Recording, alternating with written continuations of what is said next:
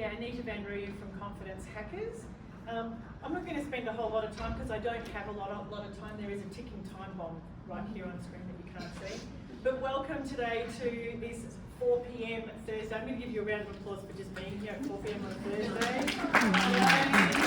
Absolutely love you for that. Today we're talking about staff wellbeing. And I think, well, hands up, who's had burnout before? Oh, a few of you, that's why you're here. Amazing. I have also experienced burnout on a number of occasions, left jobs without having another job because I have been so at the point of just, enough. So my company, Confidence Hackers, we have created some staff wellbeing programs that I wanted to share a little bit with you about today, but also help you in a really practical way in the next 15 minutes to build some calmness. Who thinks that calmness might be a really good option? Yeah. Who thinks that making decisions and doing work is a whole lot easier when you're in a calm space? Yay! Tonight, this afternoon, that is the plan. And in the next 13 minutes and 49 seconds, we're going to also be able to do some practical, useful tools to build some of that calmness for you as well. But first off, I think a lot of us have felt like this, yeah? Who's felt like this in the staff wellbeing space? Nobody wants to admit it. I love it. I think a lot of us have got to this place, especially in the post-COVID world, of feeling a bit pissed off. Some of us are feeling a bit puzzled about staff wellbeing and what the hell are they doing? They're putting these programs in, but I'm actually so unsure about why we're doing these programs. What are they actually here to achieve? A lot of people are worried that their programs, the staff are feeling that the wellbeing is a bit phony. Yeah, it's not actually creating the impact that we want to have. Anybody else feeling that one as well? Yes, some bold people up the room, up the back of the room. No one can see you up there, so it's perfectly good. Pointless. How many of you have had a bad day at work and have been told, here, have a cupcake, that will fix everything? Yeah, we just had an experience of that just recently. What we know about staff wellbeing and wellbeing in general is that it is not fixed by a cupcake. It has never been, it will never be. We can do a whole lot better than that. And this is my least favourite one, where HR teams and well-meaning bosses have gone, yeah, let's just do some box ticking to give ourselves a high five because, yay, we've done something amazing. And yet, it's turned into a box ticking exercise rather than something that is actually impactful for the staff.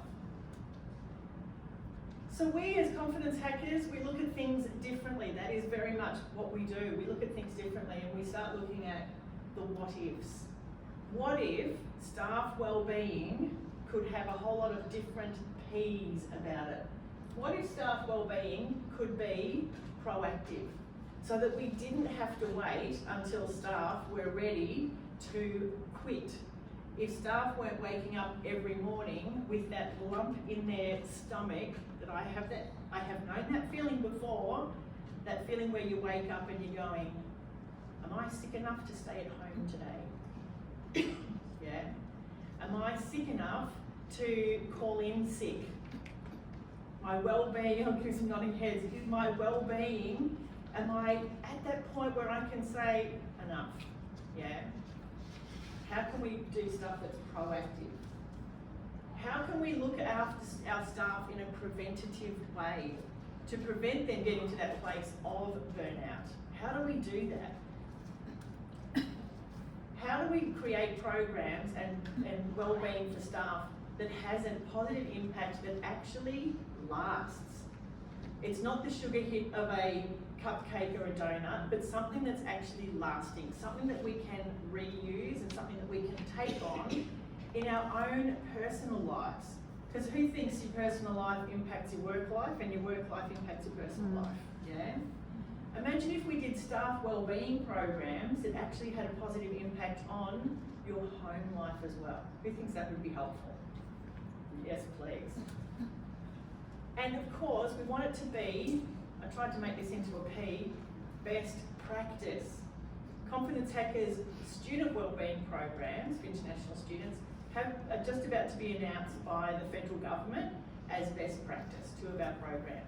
So we're using exactly the same tools, exactly the same insights for staff wellbeing as well. We look at things from a human behaviour perspective, not from a you are broken, let us fix you perspective, yeah? And practical.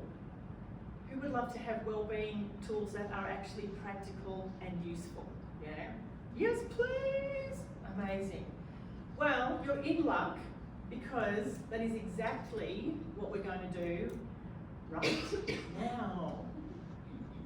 What it means is that you can then take those tools away with you. We call this practice the 6 Ps, the 6 Ps of wellbeing. And it's a tool that we're going to run through in the next few minutes, but it's a tool that you can use that will take a minute, that you can incorporate into your day, into your life, any time you need to. Because who else has noticed that sometimes when the world and work and everything is like this, that it feels like taking, 10 minutes to go for a walk around the block is too much. Who's had that? I'll go for a walk around the block. Except I've got deadlines coming out of my backside, yeah? This process I'm going to share with you is something that you can do in a minute or 2. You can take yourself off to the bathroom, sit in the stall, and just run through this process. That's how simple it is. Practical. Yay.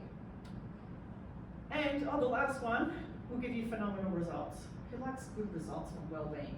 Please? Yes. All right, who's ready for the 6P process? I was going to say, give us a little bit for that. Who's ready? Woohoo! I mean, we've all been so, good at the conference. Let's be a little bit. All right, the first, Confidence Hackers, yeah. We're at booth 40. For some of you that haven't been here, we're at the conference. We are the secret booth right up the back. You can't see what's inside, but trust me, we have been told that our booth, I don't want to big note too much, but our booth is the most interactive and most fun. And there's free presents as well when you're late. So come to booth 40, we can talk to you a bit more about what we do. And you can download our free confidence ebook as well. I'll share this again at the end, so calm, remember, calm.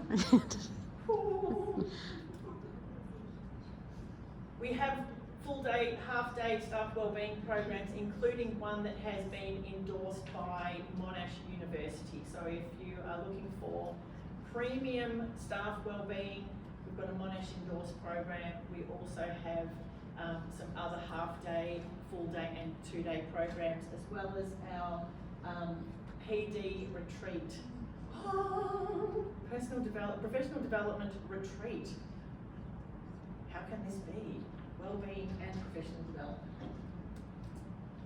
So my quick question to you is, I would like for you to just right now decide what is your calm score out of 10, with 1 out of 10 being not very calm at all, and 10 out of 10 being I'm so calm, I'm so chill, I could just like. What is your calm score? Please just take a note of that for yourself. This is so you can check it again at the end, yeah? Let's have a look, we'll see if there's any difference. All right, our first P in the 6P process is this magic word called pause. Pause. How often do we take a moment, even just 10 seconds, to hit the pause button? When we're in the go, go, go, go, go, how often do we just stop and take a breath? Now I know what you say, Anita, I breathe in and out all day long. I breathe in and out. What about if you were to breathe with intention? That's what we're going to do right now, is take a second. If you feel so inclined, close your eyes or just lower your head for a moment and breathe in through your nose, nice and gently, all the way down to the base of your belly, and then out through your mouth. And just a couple of breaths, breathing in through your nose, just gentle, all the way down to your belly and out through your mouth. Amazing that even breathing with intention can create an even more calm space for you. Slowing down the breath. Taking that moment to pause. Before we go to the next P, and that is creating the posture of calmness and confidence. Calm and confident posture is not slouchy. Calm and confident posture is seated upright, like at school. Calm and confident posture is easy, it's relaxed, but it's not ever slouchy. Imagine now creating the next P, which is picture. What is the picture of you when you are calm and confident? Feel free to keep your eyes closed if you choose. Just creating that picture of you being calm and confident. What does that picture look like? Picturing you with that posture as well. Our next P is purpose. What is your higher purpose? I can tell you right now, your higher purpose is nothing to do with burning out and getting overwhelmed. Your higher purpose is all about serving others. And in order to do that, you need to look after yourself. There's a reason that when you go in a plane, the oxygen mask falls down and you put it on others before you put it on yourself. Creating that purpose. Looking after yourself is not selfish.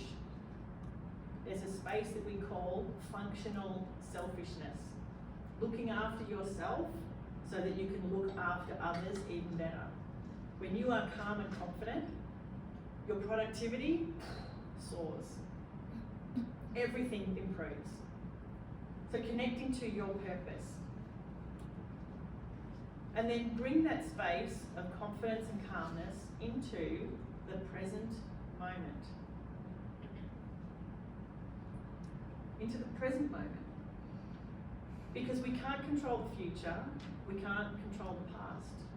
All we can do is control this present moment that allows us to move into the direction of where we want to go. So getting into that moment of presence. And our lucky last P is practice. I have taken you through the long version of this. Imagine if you forgot half of the P's, but you just remembered to pause. If you just remembered to check your posture. Or maybe you just remembered to picture yourself in that space of calmness and confidence. What would that do for you? I'd like for you now to think about, realise, understand, what's your calm score now? Remember, 1 out of 10, not calm at all. 10 out of 10, feeling calm. I'd like to know whose calm score has gone down. Whose calm score has stayed the same? Whose calm score has improved? In an exercise that took us minutes. This is how we can do